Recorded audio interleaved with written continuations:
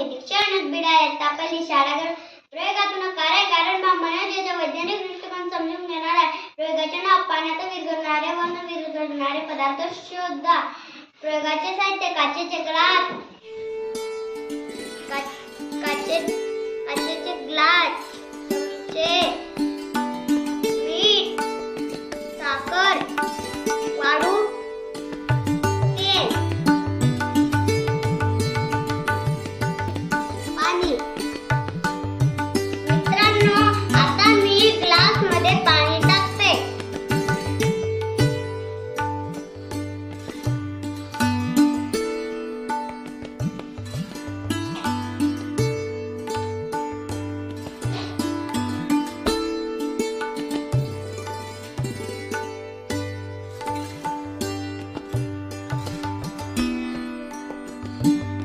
मित्रांनो, आता मी पहिल्या ग्लास मध्ये मीठ टाकते व ढवळते.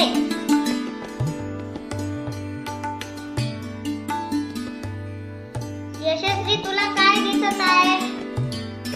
मला मीठ पाण्यात विरघळलेलं दिसत आहे. आता मी दुसऱ्या ग्लास मध्ये साखर टाकते व ढवळते.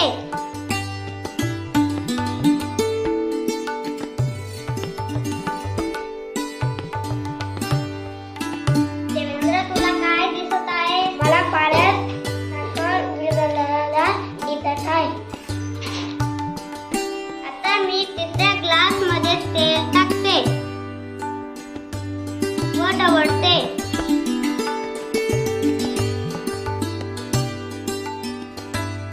वैष्णवी, तुला काय दिसत आहे? मला पाण्यात तेल विरघळलेलं दिसत आहे.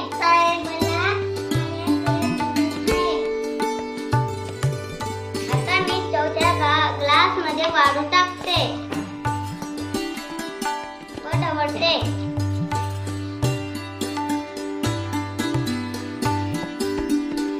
वेदांत, तुला काय दिसत आहे? मला पाण्यात वाळू दिसत आहे. निरीक्षण, मीठ व साखर पाण्यात विरघळते व वाळू व तेल पाण्यात विरघळत नाही. यशस्वी, आता तू करून पहा. मित्रांनो, आता मी पहिल्या ग्लास मध्ये मीठ टाकते व ढवळते.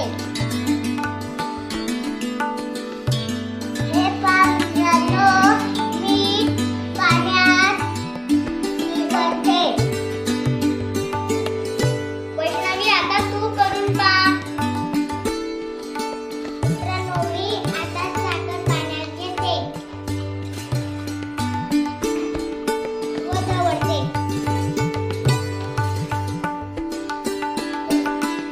हे पहा मित्रांनो, साखर पाण्यात विरघळते. देवेंद्र, आता तू करून पहा. मित्रांनो, आता मी तिसरा ग्लास मध्ये वाळू टाकतो व ढवळतो. हे पहा मित्रांनो, वाळू पाण्यात टाकल्यास वाळू पाण्यात विरघळते नाही. वेदांत, आता तू करून पहा. आता मी तेल पाण्यात टाकतो व ढवळतो. पहा मित्रांनो, तेल पाण्यात विरघळत नाही. हे कारण भाव, मीठ व साखर पाण्यात टाकून चमच्याने ढवळल्यावर त्याचे कण सर्वत्र पसरतात. पाण्याची चव बेतली असतात. ते खारट व गोड लागते. पाण्यात दिसेनासे होतात. वाळू व तेल पाण्यात तसेच शिल्लक राहतात. अनुमान, यावरून मीठ व साखर पाण्यात वाळू व तेल पाण्यात मीठ व साखर पाण्यात विरघळतात. वाळू व तेल पाण्यात विरघळत नाही. हे सिद्ध होते. मित्र, कुठले भाग्य, कुठले नशीब, कुठले दैवत, कुठले संचित, कमजोर मनाचे खेळ. वैज्ञानिक दृष्टिकोन आले सारे नियम त्यांचे पाड.